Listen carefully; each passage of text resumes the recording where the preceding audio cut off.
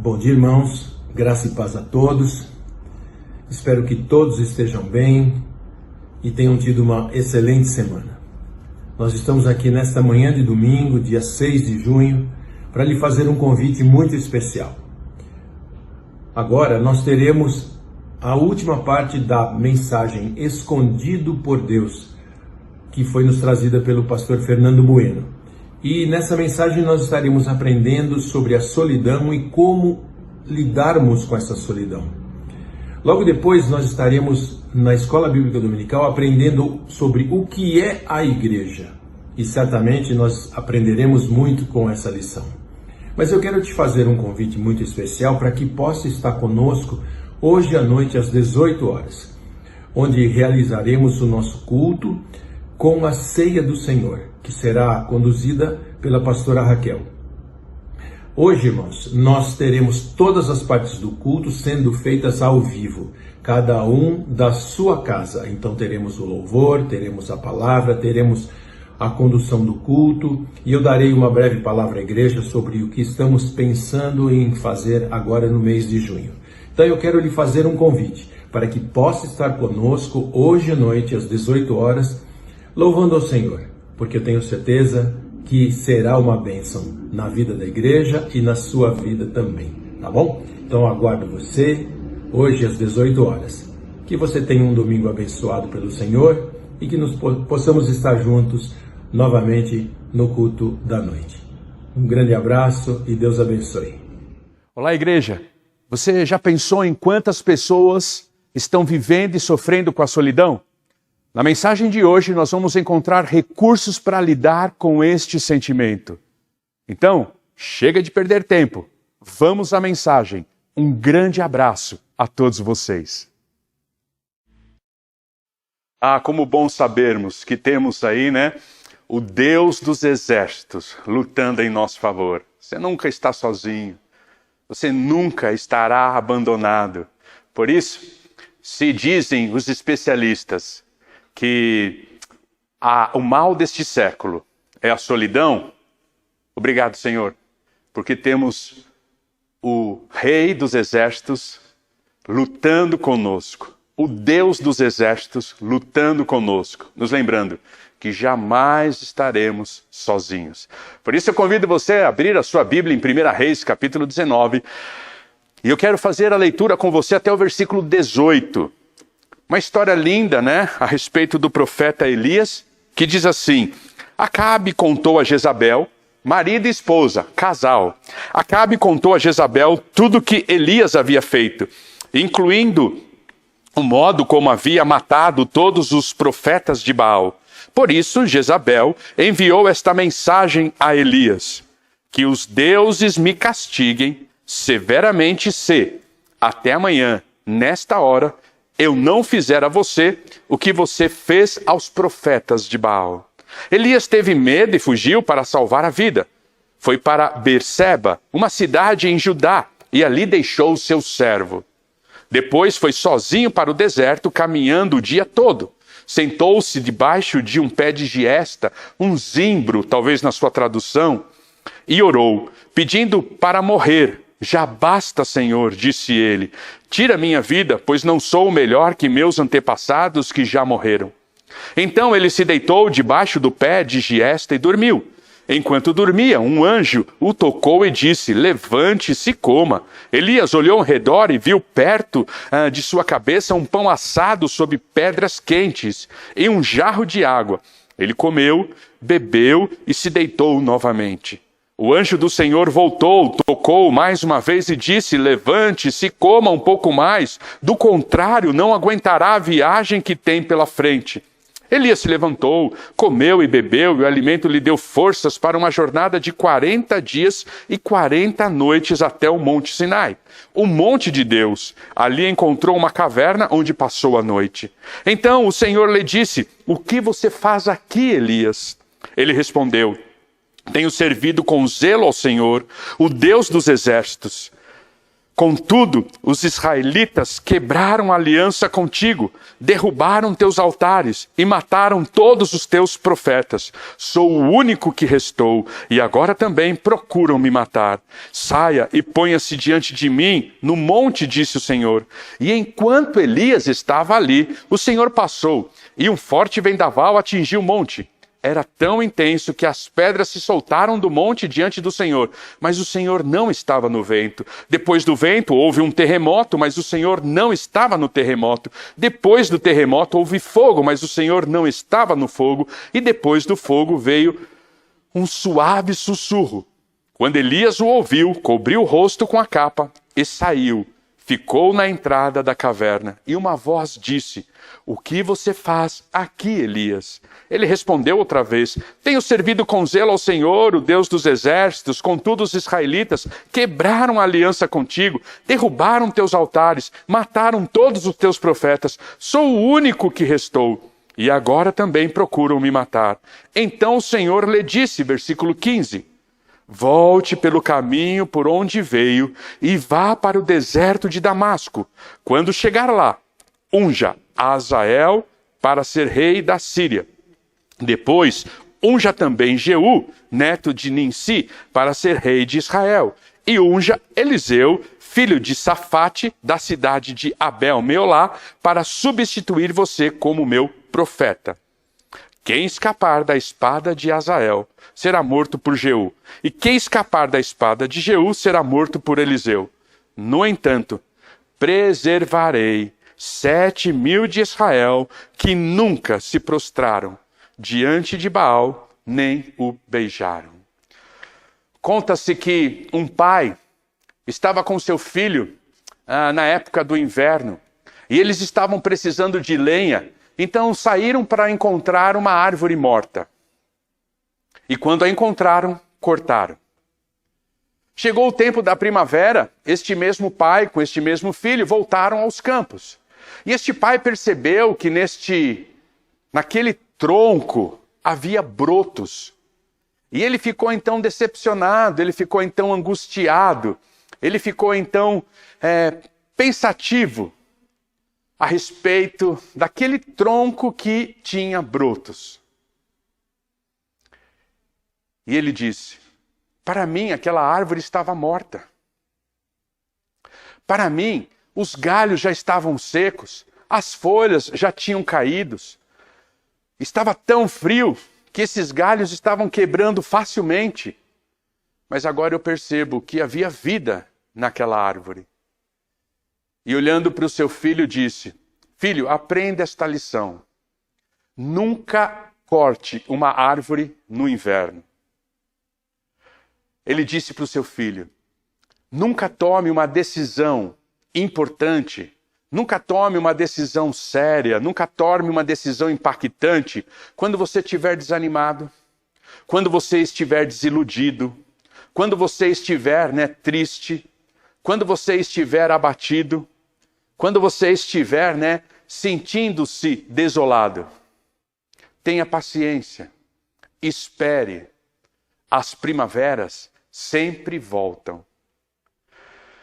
De verdade, o profeta Elias não era o filho deste homem. Porque se o profeta Elias fosse o filho deste homem, ele não teria tomado as decisões que tomou neste momento da sua vida e neste momento da sua história. O profeta Elias, vivendo o seu inverno, desanimado, desiludido, abatido, ele toma a decisão que nós jamais deveríamos tomar, que é a decisão do isolamento, que é a decisão da solidão. Olha o que o versículo 3 diz, que Elias faz questão de deixar o seu servo ali em Berseba e caminhar solitariamente até o deserto. No versículo 4. Ele sai do norte de Israel e vai para o sul de Israel e ali ele decide ficar sozinho. Elias tomou a decisão num tempo de inverno. No tempo de inverno, nossas percepções estão erradas. No tempo de inverno, os nossos sentimentos estão confusos. No tempo de inverno, nós não temos uma clareza a respeito do que virá pela frente e do que nós estamos vivendo. Elias estava muito desiludido. Elias estava muito abatido. E por que Elias estava abatido? Porque no capítulo anterior, no capítulo 18, Elias então tem a possibilidade de mostrar, né, ao seu povo, mostrar a Acabe, mostrar a Jezabel, esta Jezabel, né, que era esposa de Acabe e que havia vindo de outro povo, de outros povos, de outra nação, e com isso, ao vir de outra nação, trouxe os costumes pagãos desta nação. Mas Elias teve uma grande oportunidade de mostrar a Acabe quem é o Deus de Israel. Na experiência, então, quando ele vence os profetas de Baal e os demais profetas. Elias talvez tinha no seu coração. Depois dessa experiência, não é possível que Jezabel vai continuar com o coração endurecido. Depois desta experiência, não é possível que Jezabel vai continuar rejeitando o Deus de Israel. Vai continuar rejeitando o Deus de Acabe. Não é possível que depois dessa experiência Acabe ainda vai continuar dando ouvido à cultura de Jezabel e aceitando, né, a idolatria de outra nação. Mas não foi o que aconteceu. Ao invés de Jezabel reconhecer o Deus de Israel, ela se enfureceu ainda mais contra o profeta Elias e, indiretamente, contra o Deus de Israel. E isso trouxe a desilusão de Elias. Isso trouxe, né, o desânimo de Elias. Sabe, você, mamãe, você, papai, que tem ensinado tanto os seus filhos, tem ministrado, tem mostrado valores, tem apontado direção, tem educado, e chega no momento onde os seus filhos tomam algumas atitudes que você diz assim, será que tem valido a pena mesmo? Meu filho não tem aprendido nada comigo? Será que toda a minha influência não tem significado de nada?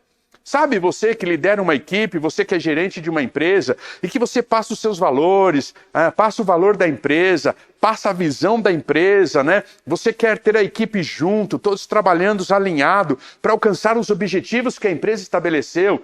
E aí você vê cada um indo para uma direção, cada um fazendo do jeito que quer, né, de maneira insubmissa. E você, como gerente, como líder dessa equipe, será que vale a pena mesmo tudo isso? A gente está aqui fazendo reunião, amando, servindo, alinhando pensamentos, sentimentos e parece que nada adianta. Parece que muitas vezes é o sentimento que muitos pastores podem sentir. Eu estou pregando há tanto tempo, ensinando, ministrando, motivando, e as pessoas parecem que continuam indiferentes à mensagem de Deus. Elias estava com essa decepção. Elias estava com esse sentimento. Parece que o que ele fazia não dava sentido à sua vida. Parece que o que ele buscava não trazia significado à sua vida. E quando a gente olha, um dos aspectos da solidão é exatamente este. A solidão, ela tem como causa, uma das causas da solidão, é não encontrar, né, uma maneira significativa de servir a si mesmo e aos outros. Sabe quando nós estamos vivendo os dias e parece que tudo que fazemos não tem muito propósito? É perda de tempo. Estamos jogando, né, pérola aos porcos, como o texto bíblico diz. Estamos jogando, né, palavras ao vento. E parece que os nossos esforços não produzem de fato, né, algo significativo para nós e para a sociedade. Quando nós estamos nessa posição, a nossa tendência é de termos que lidar com esse sentimento chamado solidão. Alguns, né, estudos já têm dito que a próxima pandemia, principalmente para crianças e adolescentes, será administrar esse sentimento chamado solidão. Como eu disse, se o século XX foi marcado, né, como o século da depressão, já dizem alguns estudiosos que o XXI será marcado pelo século da solidão. Aquilo que as pessoas estão sentindo por causa do distanciamento, por causa do confinamento, por causa de muitas vezes, né, não encontrar esse propósito para a vida. Não, olhando para si, a maneira como eles se veem e veem a sociedade, eles não se acham pertencentes a isso. Porque o fato de não se sentir pertencente a algo ou a alguém também produz esse aspecto de solidão. Por isso que eu gosto da Igreja de Jesus Cristo. Um lugar onde todos pertencem aos outros. Um lugar de termos esse sentimento, né, de pertencer a alguma coisa, a uma razão, a um propósito, a fazermos algo que seja significativo. Mas a solidão, ela tem essa marca. E quando nós estamos vivendo esse sentimento, nós podemos ter percepções erradas a respeito do nosso momento. E foi exatamente o que Elias viveu. Nesse momento em que Elias está, então, com as suas percepções erradas, por causa desse desânimo, desse abatimento, deste questionamento que eu já fiz muitas vezes e que talvez você já fez muitas vezes. Qual o questionamento? Tem valido a pena todo o meu esforço? Eu não tenho visto resultados substanciais. Será que tem valido a pena? Será que valeu a pena todo aquele esforço para que Deus provasse o seu poder e que Ele é o único Deus? E Jezabel ainda continuar rejeitando o poder de Deus? Será que vale a pena andar de maneira peregrina, né, como profeta de Deus, pregando, e as pessoas continuam resistindo à mensagem? Será que vale a pena ensinar numa sala de aula, educar o filho em casa, ministrar e equipar e treinar uma equipe dentro da empresa? Esse desânimo que estava abatendo o coração do profeta Elias e que trouxe consigo esse sentimento de solidão. E a avaliação que ele fez, qual foi? Que o versículo 4 diz: estou sozinho. Estou sozinho. Quando ele tem esse sentimento, então ele procura a sua fuga. E ao procurar a sua fuga, ele então se esconde numa caverna. E Deus aproveita este momento para esconder o profeta Elias em si mesmo. Deus esconde Elias naquela caverna. E agora começa a devolver a Elias a perspectiva correta a respeito da vida. Eu quero lembrar a você, quando Deus nos esconde, Ele não está nos disciplinando. Ele não está nos disciplinando. Ele está nos convidando. É um convite que Deus faz, para que antes que eu venha realizar qualquer coisa, eu possa, na verdade, redescobri-lo de uma maneira nova em minha vida. Ontem, conversando com um membro querido de nossa igreja, esse membro querido de nossa igreja diz assim: pastor, às vezes eu não sei o que Deus quer de mim. A minha oração é para que Deus me revele o que Ele quer de mim. E quando Deus nos esconde, Ele está revelando o que Ele quer de nós. O que Deus quer do Fernando? O Fernando.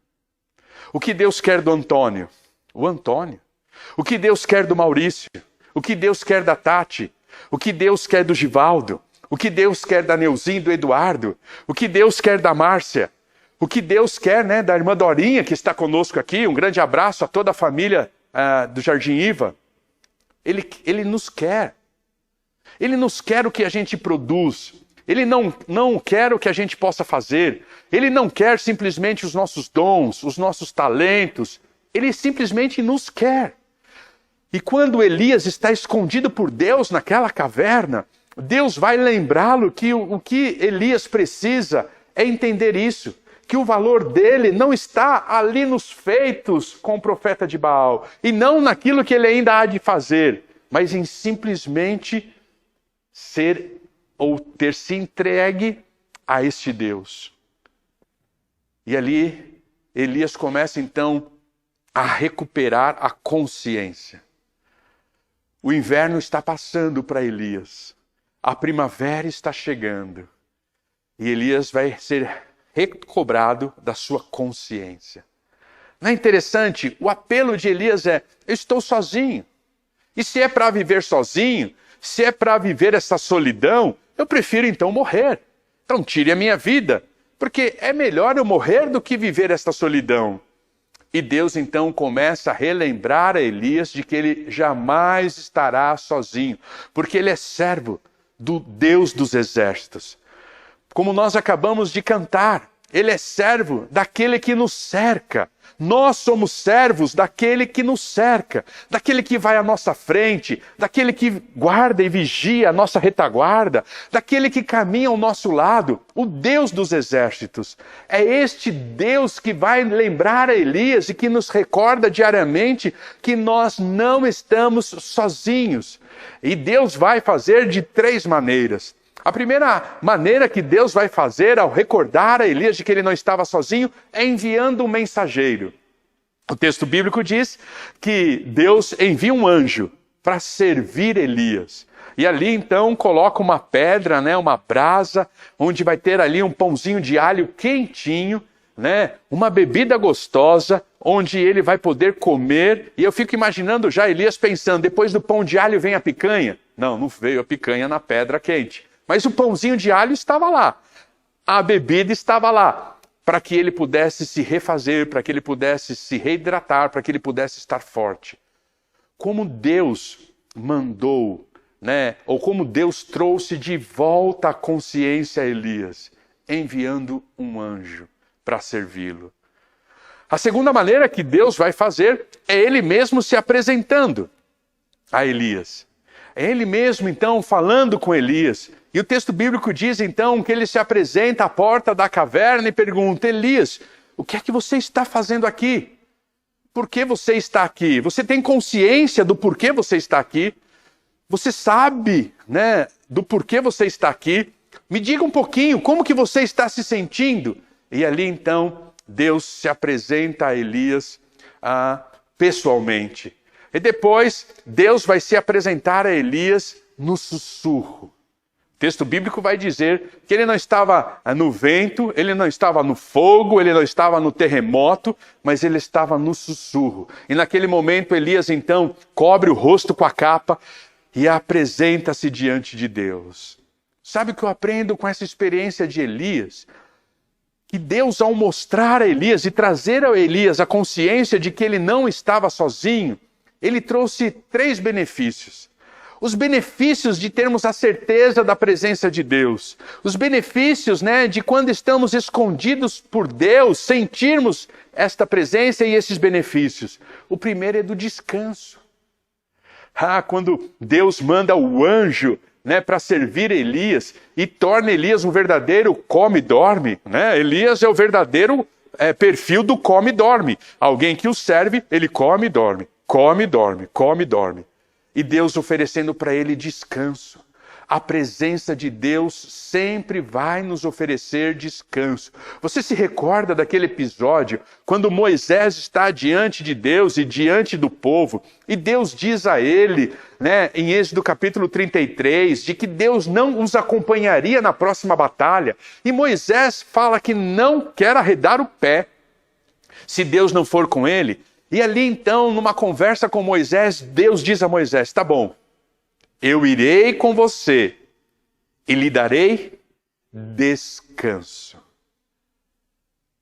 A presença de Deus sempre é aquietadora.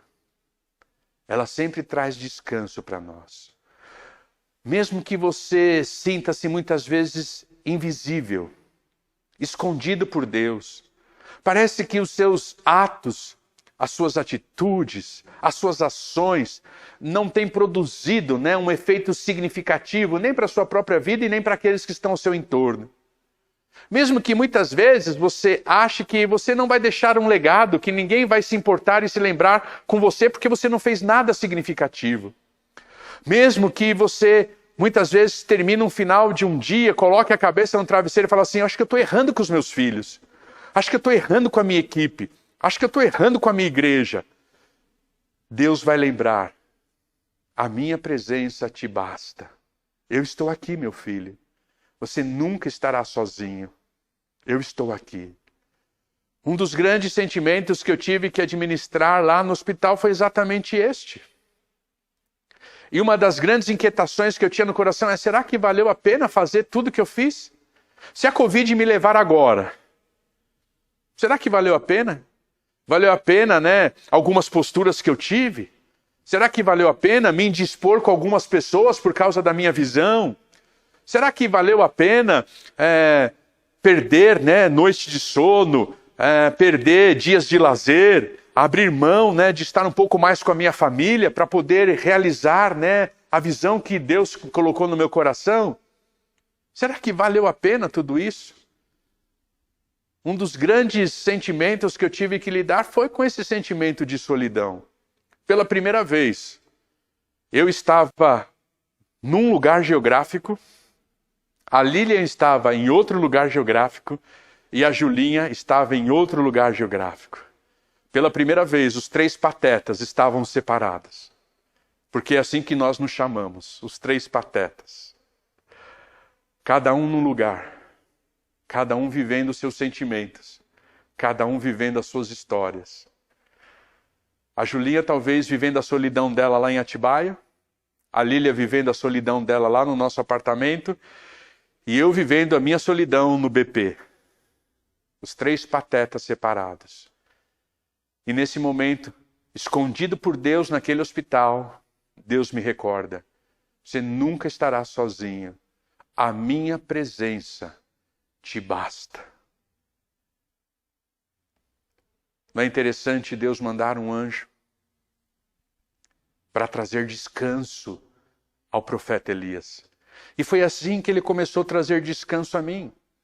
E foi assim que ele começou, né, a quietar, trazer quietude ao meu coração. Salmos como 46 veio à mente, naquele momento em que eu sinto, em que eu ouço, né, Deus sussurrando no meu coração: eu estou aqui, aquietai-vos e sabei que eu sou Deus. Aquietai-vos e saber que eu estou contigo e que você jamais estará sozinho e abandonado. A solidão, ela é vencida quando nós estamos escondidos em Deus pela consciência da presença dEle. Mas a presença dEle não apenas traz descanso, a presença dEle também traz ânimo, encorajamento. Elias está naquela caverna e Deus pessoalmente, né, aparece diante dele, né? Deus audivelmente fala com ele e diz assim: Elias, ei, olhe um pouquinho para dentro de si, o que é que você está fazendo aqui? Você tem muita coisa para fazer fora daqui, né? Eu vou restaurar os teus sonhos, eu vou restaurar os teus propósitos, eu vou enviar você, você ainda vai fazer muita coisa, você ainda vai ungir reis, você ainda vai preparar um substituto, você ainda vai ver que você não está sozinho. Tem 7.000 que eu estou preservando, que como você não se dobraram aos pés de Baal, não se renderam aos pés de Baal, são fiéis a mim como você. Ei, fique forte, encoraje, vamos lá, vamos seguir. A presença de Deus, ela é encorajadora. E isso que nós temos que entender, temos que trazer à consciência. Quando estamos escondidos por Deus, Ele está nos fazendo um convite para sermos encorajados. É o convite para prosseguir, é o convite para não olhar e avaliar a circunstância em tempo de inverno, mas esperar a primavera chegar. Porque o broto está lá no tronco. Mesmo que você não esteja vendo, o broto está lá no tronco e ele vai florir. E a árvore vai ficar bonita de novo. Então, se você está fazendo avaliações nesse tempo de inverno, espere a primavera. Deus está ao seu lado te encorajando, lembrando a você, né, do cuidado dele no passado, talvez lembrando a você o que lhe espera no futuro. E quando eu estava ali escondido por Deus naquele hospital, veio o encorajamento. E ele disse: tem muita coisa ainda para fazer. Tem muita coisa ainda por fazer. Não se esqueça disto. Você vai ainda ter que lidar com muitas dificuldades. Ainda há muitos obstáculos a serem vencidos. Mas vale a pena. Eu estou contigo. Foi ali então que eu não vi a hora de sair daquele hospital. Eu não vi a hora de voltar para casa. Eu não vi a hora de estar à frente da igreja, não vi a hora de mandar mensagem. Foi aí que eu comecei então a pegar o meu celular novamente. Passei quase 15 dias sem tocar no celular. Foi aí que eu comecei a pegar de novo o meu celular e mandar mensagem, perguntar como um estava, como o outro estava. Comecei a responder, né, um monte de mensagem que ficou parado lá. E ali então foi que eu comecei a voltar à vida. Comecei a voltar a querer ter pessoas ao meu lado, a querer ver pessoas, a querer falar com pessoas. Quantas vezes, né, as pessoas perguntavam para a Lília, posso ligar para o pastor? Posso falar com ele? E eu falava assim para a Lília, não quero ver ninguém, não quero falar com ninguém. E foi naquele momento, no hospital, dentro daquele quarto, que eu revivi. E Deus então trouxe aquela expectativa, aquele renovo, né, aquele encorajamento, e eu voltei a me comunicar com as pessoas. A primavera voltou naquele quarto de hospital. Como ela vai voltar na sua vida? Para você que está desempregado, para você que está subempregado, para você que acha que tudo que você tem feito pelos seus filhos, toda a instrução que você tem passado, todas as horas de oração, não vale a pena. Vai valer. Porque a primavera vai voltar. Sempre quando eu falo a respeito de encorajamento, eu me lembro de uma aula que eu estava dando em um dos meus antigos ministérios. E naquela aula, nós estávamos estudando uma revista, né, um material que nós também já estudamos aqui, que falava sobre oração. E como eu fui encorajado naquela aula. Como eu fui encorajado naquela aula. E enquanto eu estava falando, um dos nossos irmãos levantou a mão e falou assim, pastor, posso dar um testemunho? E eu falei, claro. E ele foi dar o testemunho. Ele disse assim, pastor, na minha juventude, eu já dei muito trabalho para minha mãe. E se hoje eu estou aqui, é fruto da minha mãe. E a minha chavinha mudou no dia em que eu cheguei de madrugada em casa, totalmente chapado, pastor, bêbado. Eu mal conseguia colocar a chave na fechadura, foi com muita dificuldade que eu coloquei a chave na fechadura. Tirei os sapatos para entrar em casa, né? Para que ninguém percebesse que eu estava chegando àquela hora e do jeito que eu estava chegando. Abri a porta devagar e comecei a dar os primeiros passos. A casa estava escura, fiz questão de não acender nenhuma das luzes, exatamente porque eu não queria que ninguém soubesse que eu estava chegando naquela hora e naquela condição. Mas quando eu cheguei mais ou menos, né, perto da metade da sala, eu tropecei e caí. Quando eu levanto para ver onde é que eu havia tropeçado e por que eu havia caído, eu percebi que eu havia tropeçado na minha mãe, que estava de joelhos, orando por mim. Pastor, e é por isso que eu estou aqui hoje. Por causa da oração da minha mãe. Deus é esse, que nos encoraja com a experiência de outros, que nos encoraja no nosso coração diretamente, que nos encoraja tirando lições a respeito da vida de um profeta, que estava muito desanimado, muito desencorajado, mas precisava ouvir Deus convidá-lo a olhar para si, não mais entender a circunstância da perspectiva do inverno, mas vendo que a primavera está chegando e que uma nova realidade se faria. Mas eu vejo também Deus, Ele trazendo a consciência da sua presença por meio do consolo. Quando Elias diz que Deus não estava no fogo, Deus não estava no terremoto, Deus não estava no vento, esses elementos, além de demonstrar a majestade de Deus, o poder de Deus, esses elementos também demonstram o juízo de Deus. Todas as vezes que Deus, Ele exercia juízo sobre uma nação, Ele o faria através do vento, Ele fazia através do fogo, Ele fazia através da tempestade. Tem-nos aí como exemplo o dilúvio. E Deus, então, Ele não apenas esses elementos demonstram a majestade dEle, mas o juízo dEle. E Deus, naquele momento, não queria se apresentar, não queria se fazer presente na vida de Elias e trazer a consciência a Elias de que ele não estava sozinho por meio dos seus juízos. mas por meio do seu consolo. Por isso Deus, ele vai se fazer na brisa, no sussurro, no vento suave, onde exige de nós o quê? Que possamos, diminuir as outras vozes que nos sufocam.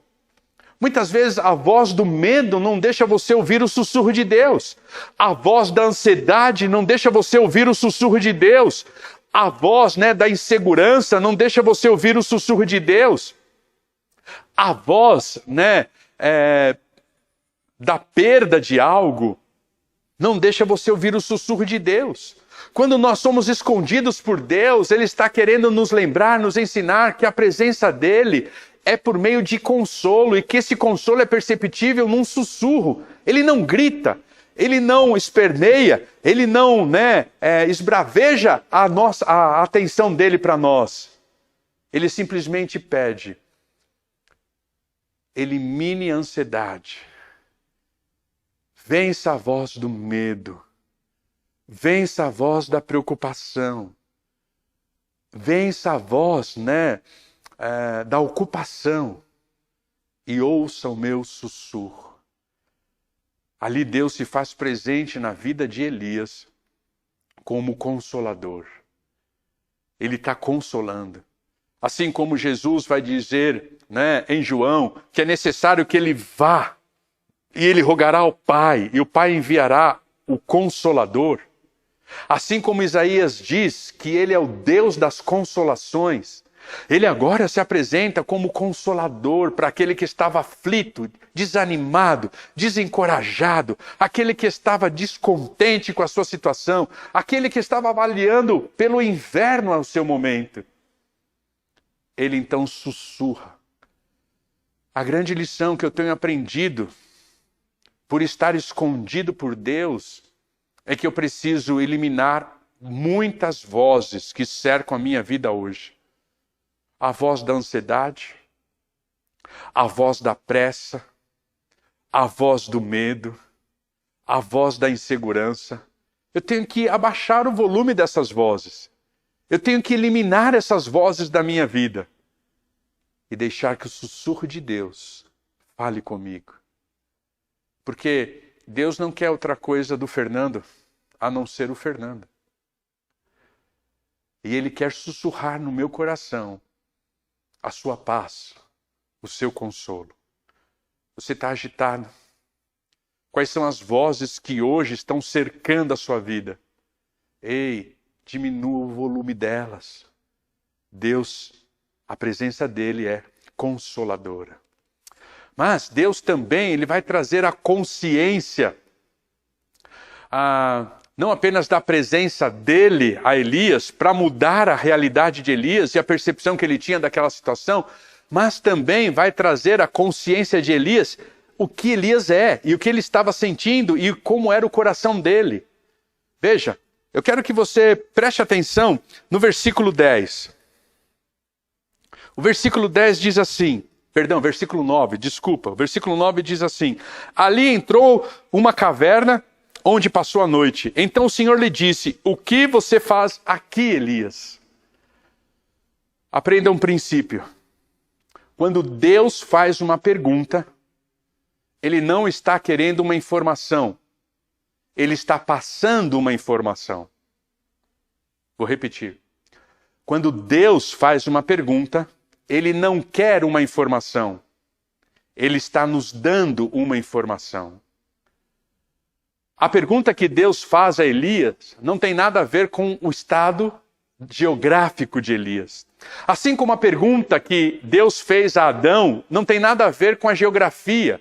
Quando Deus passa na viração do dia e fala assim: Adão, onde você está? Vocês acham que na onipresença, onisciência de Deus, Ele não sabe geograficamente onde Deus está?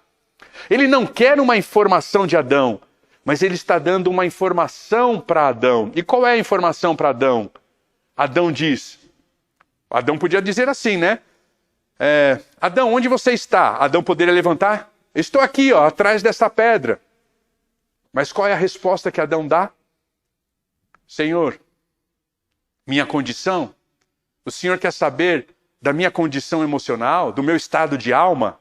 estou com medo e me escondi. Quando Deus fez uma pergunta a Adão, ele não queria uma informação. Primeiro, porque ele sabia geograficamente onde Adão estava. Segundo, porque ele sabia emocionalmente como Adão estava. Mas Adão precisava verbalizar como ele estava, e ele estava com medo. Quando Deus olhou então para Caim e perguntou: Caim, cadê seu irmão? Onde está o seu irmão? Primeiro, Deus já sabia onde estava Abel. Deus já sabia que Abel estava morto. Deus queria não uma informação de Caim, mas Deus estava dando uma informação a Caim. E qual foi a informação a Caim? Que Caim era um rebelde, um coração duro, um coração destemido, mas um coração até mal criado, né? Porque qual foi a resposta de Caim? Sei lá, Deus, afinal de contas, eu sou guardador do meu irmão? É eu que tenho que ficar dando conta da vida do meu irmão? Ele que cuide da vida dele, procure você ele. Quando Deus olha para Pedro e faz uma pergunta, Jesus, não queria uma informação de Pedro. Jesus sabia qual era o tipo de amor que Pedro tinha para com ele. Mas Jesus queria que Pedro revelasse uma informação a Pedro, fosse dada de que tipo de amor Pedro teria por Jesus. Por isso Jesus vai perguntar 3 vezes: Pedro, tu me amas? Até que Pedro chega na resposta que Jesus sabia que tinha que ser. Quando Deus nos faz uma pergunta, Ele não quer uma informação. Ele está nos fazendo uma revelação. Quando Deus chega então para o profeta Elias e diz: Elias, o que é que você está fazendo nesta caverna? A pergunta de igual modo, como foi com Adão, como foi com Caim, como foi com Pedro, como foi com Jó, e tantas outras perguntas que Deus fez ao se revelar, né, na revelação progressiva. Ele estava fazendo uma revelação a Elias. A preocupação de Deus não era a resposta geográfica, e Elias entendeu isso, porque ele disse assim: Deus, estou aqui dentro desta caverna e não quero sair daqui, está muito bom estar aqui. Não. Elias revelou o seu coração. Elias revelou um coração até mesmo orgulhoso, vaidoso. Olha qual foi a resposta de Elias. Veja comigo. O versículo 10 ainda. Né? O versículo 10 agora. Eu li o 9, agora o 10. Elias respondeu. Veja o coração orgulhoso de Elias. Tenho servido com zelo ao Senhor. O desânimo dele. O sentimento de solidão dele. A decepção dele. E ele diz assim: tenho servido com zelo ao Senhor, o Deus dos exércitos. Contudo, os israelitas quebraram a aliança contigo. Derrubaram teus altares e mataram todos os teus profetas. Eu sou o único fiel ao Senhor. Só eu faço a coisa certa. Só eu ando nos teus caminhos. Só eu obedeço ao Senhor. E ainda eu recebo isso em troca? É isso que me volta? Sou o único que restou e agora também procuram me matar. Ei, eu sou o único zeloso. Eu sou o único que ama o Senhor. Eu sou o único que faço a coisa certa. Eu sou a resposta para Israel. Sem mim, a coisa não anda. Eu sou o cara. Eu sou o bambambam. E é isso que eu recebo de volta? A morte? A perseguição? Eu acho que eu merecia coisa melhor. Veja, Deus sabia desse nível de coração do profeta Elias. Por isso Deus pergunta: Elias, fala para mim, onde você está? Que condição de alma você está? E aí Deus traz essa revelação ao profeta Elias. Elias ainda vai repetir isso novamente lá na frente, como nós vimos. Mas, quando nós estamos no sentido sozinhos, ou quando estamos vivendo a solidão, quando nós estamos escondidos por Deus, quando nós achamos, né, que a nossa vida não tem muito significado e não vale a pena, nós estamos lá, porque é o convite de Deus para tratar o nosso coração e trazer a consciência quem somos de fato. Essa foi uma das grandes lições que eu tive que revisitar. olhar no espelho não é nada fácil, né, igreja? Não é nada fácil olhar no espelho quando a gente acorda pela manhã sem maquiagem, né, sem chapinha, né, sem gel, né? Não é nada fácil olhar no espelho pela manhã. Mas também não é nada fácil olhar para dentro do nosso coração. Nada fácil. E ver quantas mazelas ainda existem nele. Quantas coisas ainda precisam ser corrigidas. Como ainda somos, né, reféns ou resultados do nosso pecado, do nosso orgulho, da nossa vaidade, né, dos nossos anseios. Quanto ainda somos resultados das nossas motivações que nem sempre são tão legítimas quanto deveriam ser, tão honestas, tão sinceras quanto deveriam ser. Mas Deus visita Elias enquanto ele estava ali sendo escondido por Deus, enquanto ele estava ali fugindo da sua realidade, sentindo-se solitário e fazendo uma leitura completamente errada da sua realidade. Deus visita ali Elias e fala assim: Elias, visite o seu coração. Deixa eu corrigir ele para você, porque eu quero você. Nada mais, nada menos do que isso. Eu quero você.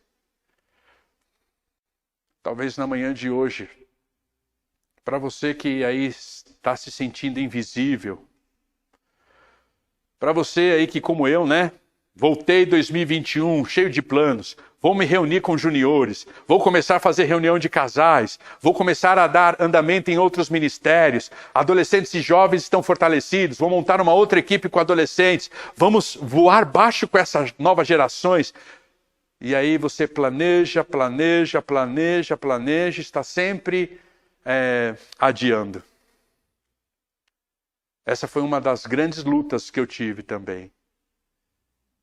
E aí, quando Deus me fez visitar o meu coração, Ele me lembrou que meu planejamento nada mais é fruto de um coração orientado por atividade, por tarefa. Que talvez seja uma maneira de preencher um vazio que somente Ele pode preencher. Quando você visita o seu coração, talvez você vai descobrir que Deus, Ele está mais longe do que você gostaria que Ele estivesse.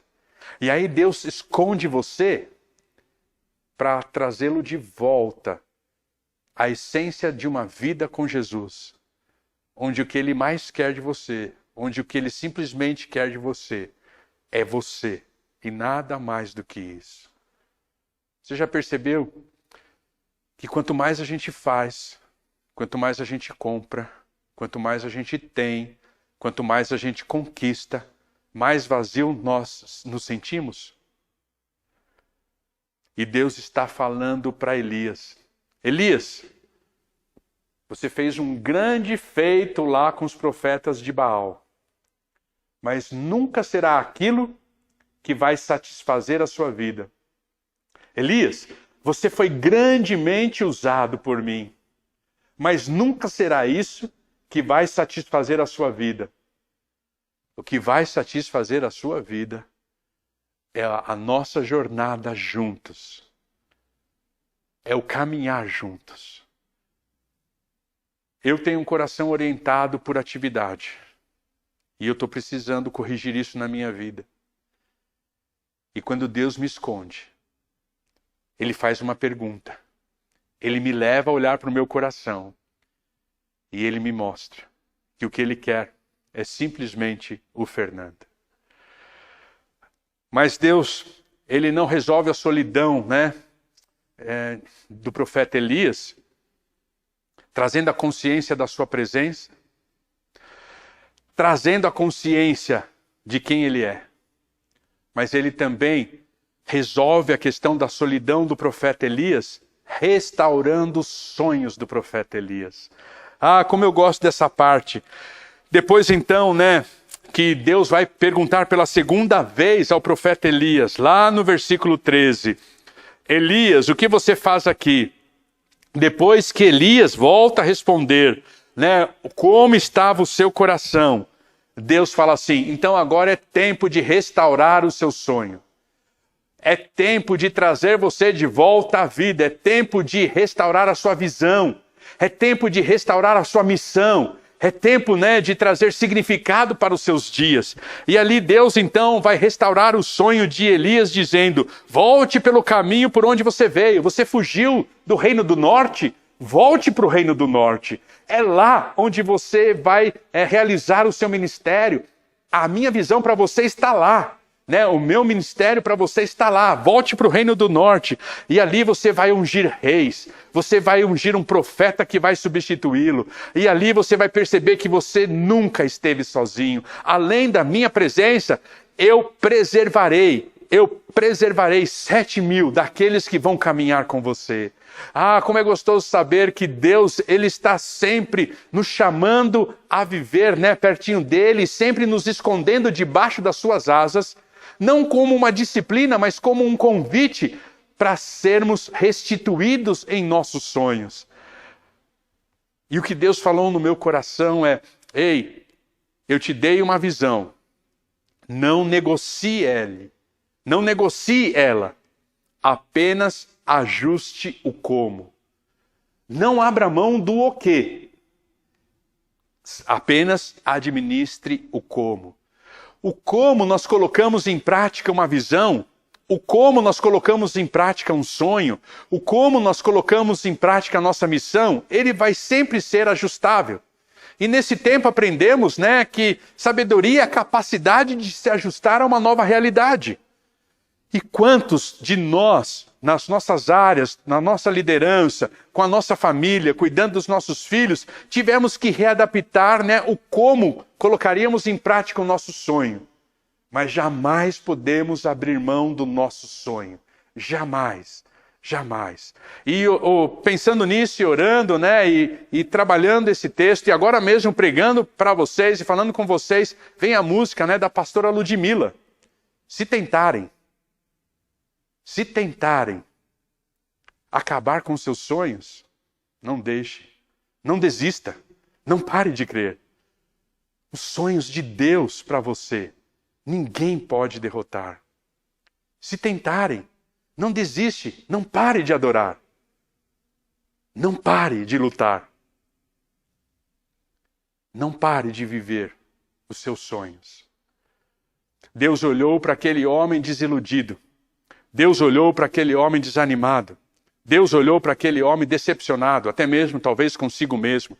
Deus olhou para aquele homem que dizia assim: ei, não tem nada de significativo que eu tenho feito. Olha o resultado da experiência poderosa que Deus permitiu que eu vivesse. Jezabel não se converteu.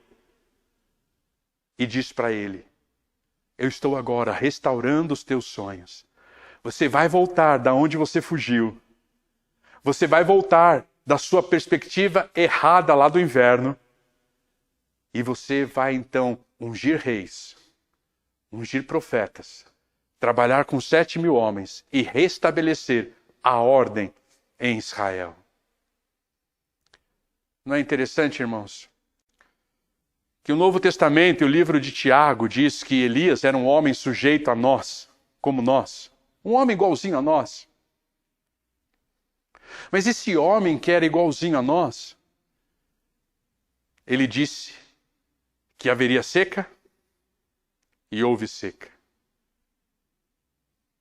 Ele disse que voltaria a chover e voltou a chover.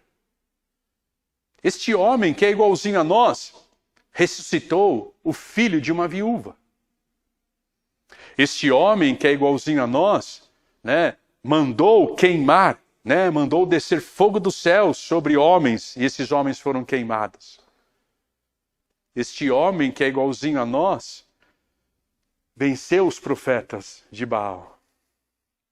Este homem que é igualzinho a nós, não experimentou da morte, mas subiu, foi arrebatado numa carruagem de fogo.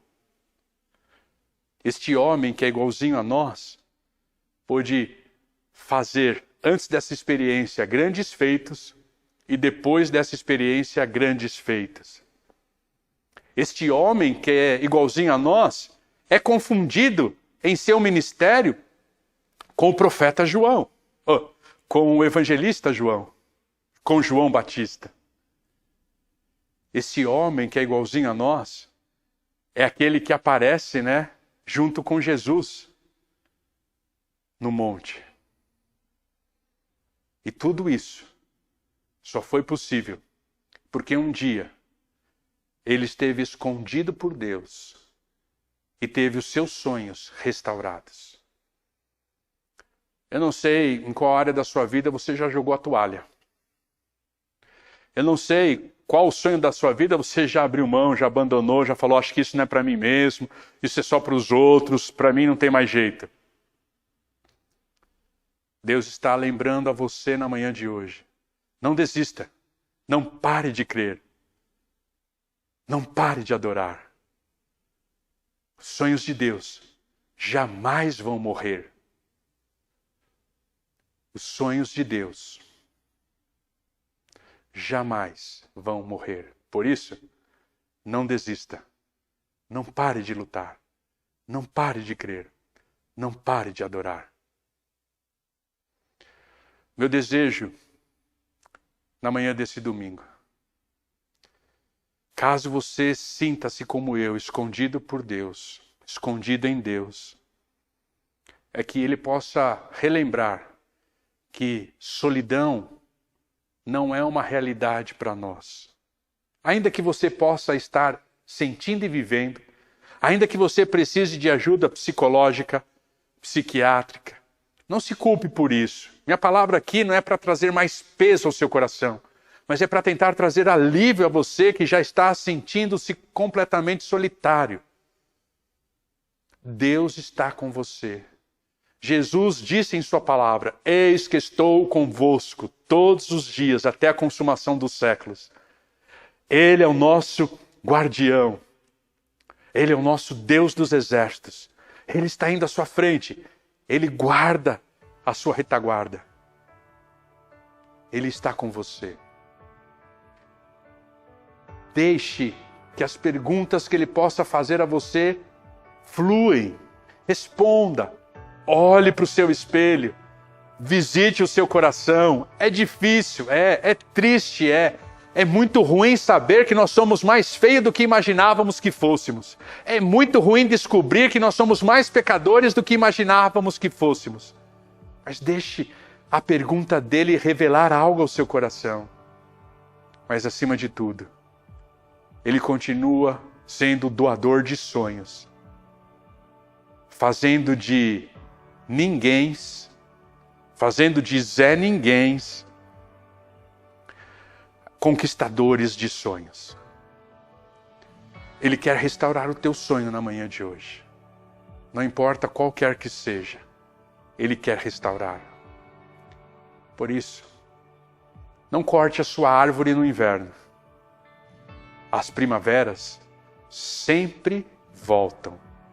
Espere ela voltar e você verá broto naquilo que já parecia estar morto.